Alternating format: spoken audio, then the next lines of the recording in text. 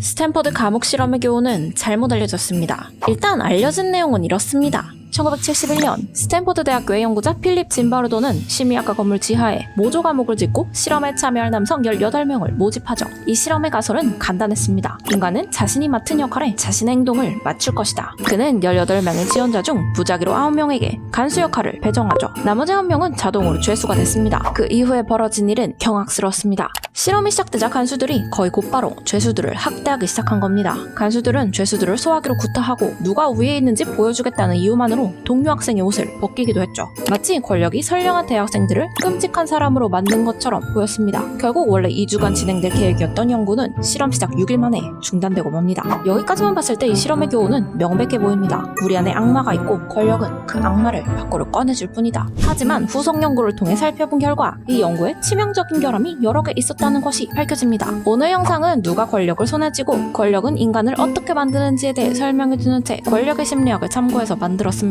스탠퍼드 감옥 실험의 가장 큰 결함은 실험에서 매우 중요한 요소인 실험 참가자들을 모집하는 방법에 문제가 있었다는 겁니다. 짐바르도가 당시 지역신문에 실었던 참가자 모집 광고의 내용은 다음과 같았죠. 감옥 생활에 대한 심리학 연구에 참여할 남자 대학생 모집 1에서 2주간 일 $15 8월 14일 시작. 더 자세한 정보 및 신청은 문의 바람. 그로부터 36년이 지난 뒤인 2007년의 어느 날 새로운 연구진은 좀 더 정확한 답을 알아내기 위해 36년 전과 똑같은 광고를 내기로 합니다. 하지만 이번에는 새로운 광고도 하나 더 만들었죠. 이 새로운 광고는 모든 게 기존의 광고와 똑같았지만 중요한 차이점이 하나 있었습니다. 두 번째 광고에는 감옥 생활에 관한 심리학 연구 대신 심리학 연구라고만 적은 겁니다. 결과는 충격적이었습니다. 이렇게 모집된 두 집단의 참여자들을 대상으로 심리검사와 철저한 인성평가가 진행됐는데 감옥 실험 연구에 자원한 사람은 심리학 연구에 자원한 사람에 비해 확연히 높은 수준의 공격성, 권위주의, 겉모술수주의, 자기도취증, 지배성을 보였던 거죠. 또 이들은 기질적으로 타인에 대해 낮은 수준의 연민과 낮은 수준의 이타주의를 보였습니다. 결국 스탠퍼드 감옥 실험에서는 연구진이 감옥이라는 단어를 광고에 넣은 것만으로도 불균형적으로 가학적인 학생들이 실험 참가자로 모집됐던 겁니다. 이 발견은 스탠퍼드 감옥 실험의 결과가 완전히 뒤바뀔 수도 있었다는 점을 시사합니다. 다시 말해 이 실험의 교훈은 평범한 사람이라도 권력을 잡으면 악마로 변할 수 있다는 것이 아니라 애초에 가학적인 사람이 권력에 더 이끌리는 경향이 있다는 거죠. 이걸 보면서 우리는 확실히 남들보다 권력에 이끌리는 사람들이 있다는 것을 알 수 있습니다. 하지만 대부분의 경우에는 그렇지 않죠. 사실 대부분의 사람들은 자기가 자신의 삶을 지배하고 있다는 느낌이 드는 정도의 힘, 딱 그 정도만을 원할 뿐 그 이상을 원하지는 않습니다. 실제로 최근 미국에서 시행된 어느 기업 설문조사에 따르면 회사의 임원직에 오르고 싶다고 응답한 사람의 비율은 전체의 34%에 불과했습니다.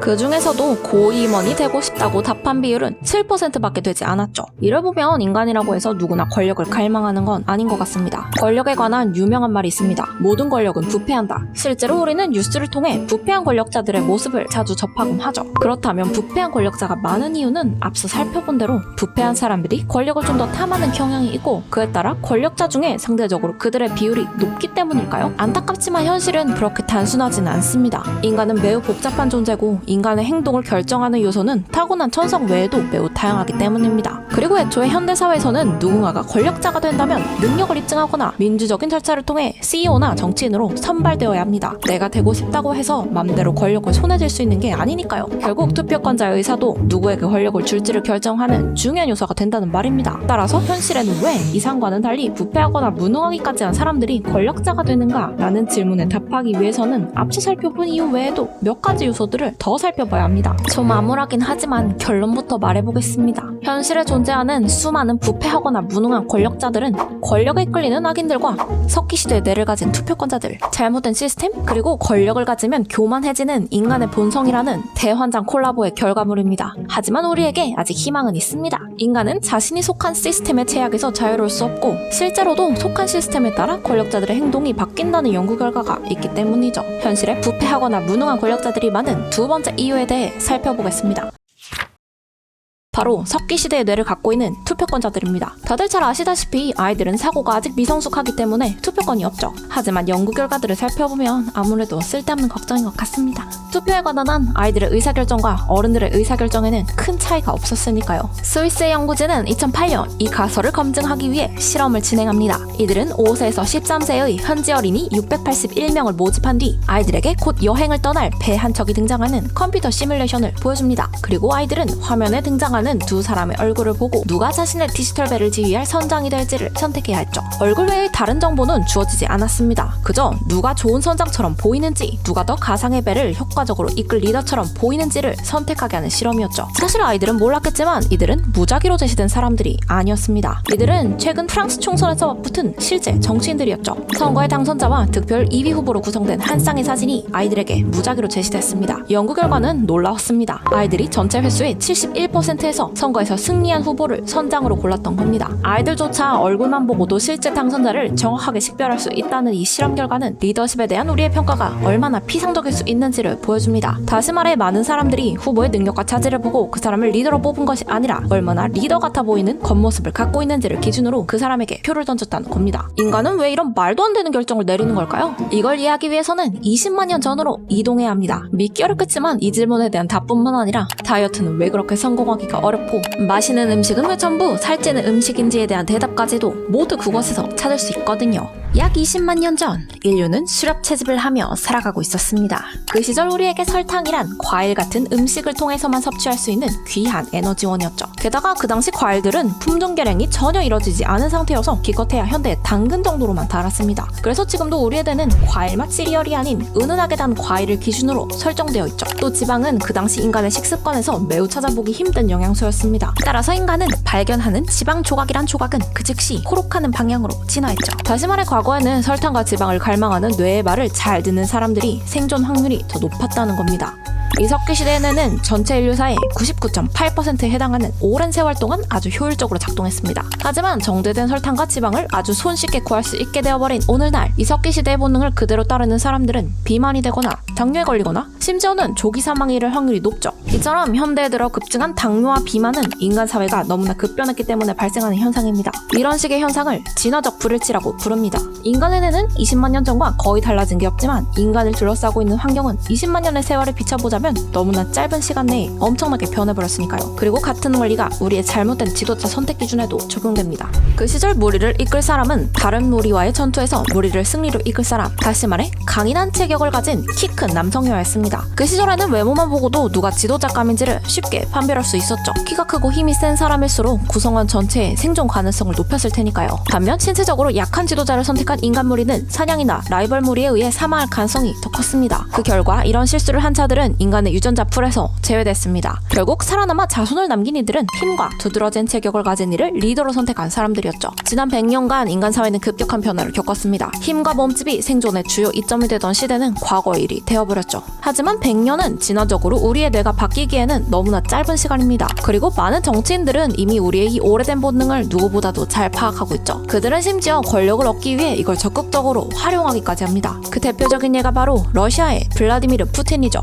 푸틴은 이런 사진들 또는 그 밖의 활동을 통해 자신이 힘있는 전사임을 드러내는 사진을 규칙적으로 배포합니다. 우리의 석기시대적 뇌는 아직도 리더십에 대한 인식과 신체적 크기를 연결시키기 때문에 아마 이런 이미지를 접하고 나면 대부분의 사람들은 오, 카리스마 있네. 강해 보여 라고 생각하게 될 겁니다. 하지만 한번 곰곰이 생각해보세요. 현대사회 정치에 있어서 힘이 세다는 것이 어떤 이점이 될 수 있죠? 이건 마치 이런 겁니다. 여러분이 병원에 수술을 받으러 갈 일이 생겼다고 해보죠. 그런데 의사가 갑자기 자신의 신체적 역량을 보여주겠다며 팔굽혀펴기 20번을 해보이는 겁니다. 이 상황이라면 아마 대부분의 사람은 병원에다 수술할 의사를 바꿔달라고 하거나 그 의사를 신고할 겁니다. 저자는 이렇게 말하죠. 우리의 사회적 세계는 변화를 거듭했지만 뇌는 그러지 않았다. 인간은 현대의 현실을 더는 반영하지 않는 특정 근거들로 지도자를 선택하는 방법을 배웠다. 이제 그 오래된 본능을 버릴 시간이다.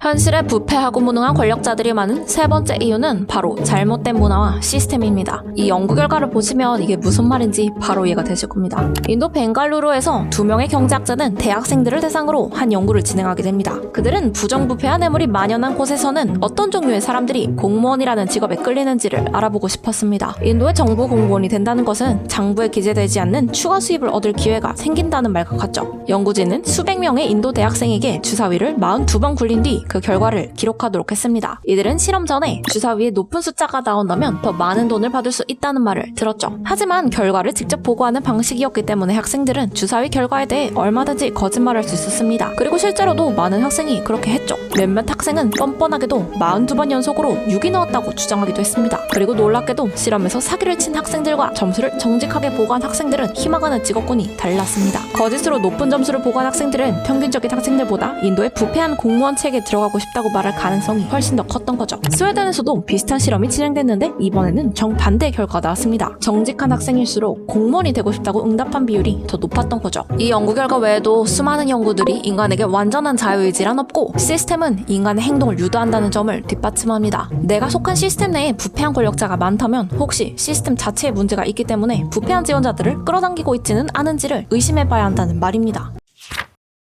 권력 연구 분야의 세계적인 권위자 데커 켈트너에 따르면 권력은 사람을 취하게 만듭니다. 다시 말해 권력은 자신이 남들과는 다른 특별한 사람이라는 기분을 들게 한다는 겁니다. 그 결과 권력자들은 종종 자제력을 잃는 경향이 있죠. 켈트너는 이렇게 설명합니다. 고조된 권력을 누리는 사람들은 충동적으로 먹고 성관계를 가지거나 도로의 규칙을 위반하거나 야비하게 이득을 취하거나 무례한 방식으로 소통할 가능성이 더 큽니다. 내가 아는 사람은 그렇지 않은데? 물론 그렇지 않은 개인들도 존재하지만 이건 어디까지나 통계와 경향성의 얘기라는 걸 기억해주시기 바랍니다. 권력자임에도 정직하고 예의 바른 사람이다? 아주 훌륭하신 분입니다. 그런 분들이 롤모델이 되는 거죠. 여기에서 말하는 건 인간이 권력을 얻었을 때 스스로 이 사실을 자각하지 않고 의식적으로 신경 쓰지 않으면 그렇게 되기가 아주 쉽다는 겁니다. 지금까지 한 얘기들을 정리해보면 현실에 존재하는 수많은 부패한 권력자들은 권력에 본능적으로 이끌리는 악인들과 석기시대 뇌를 가진 투표권자들, 잘못된 시스템과 마지막으로 권력을 얻으면 악해지는 인간의 본성 때문입니다. 에휴, 답답하다. 현실에서 이걸 해결할 방법이 있기는 한 걸까요? 저자는 권력자가 될 사람을 뽑을 때는 애초에 악한 자들이 많이 꼬일 테니 뽑을 때부터 철저한 주의를 기울여야 하고 어떻게 그들을 잘 걸러서 적임자를 뽑은 후에도 권력자는 부패하기가 쉬우므로 그들을 언제나 매의 눈으로 감시해야 한다고 말합니다. 핵심은 권력자에게 본인이 철저하게 감시당하고 있다는 느낌을 주는 겁니다. 이것만으로도 본인이 특별한 사람이라는 특권의식을 누그러뜨릴 수 있고 무엇보다도 누군가가 지켜보고 있다면 지 마음대로 행동하지 못할 테니까요.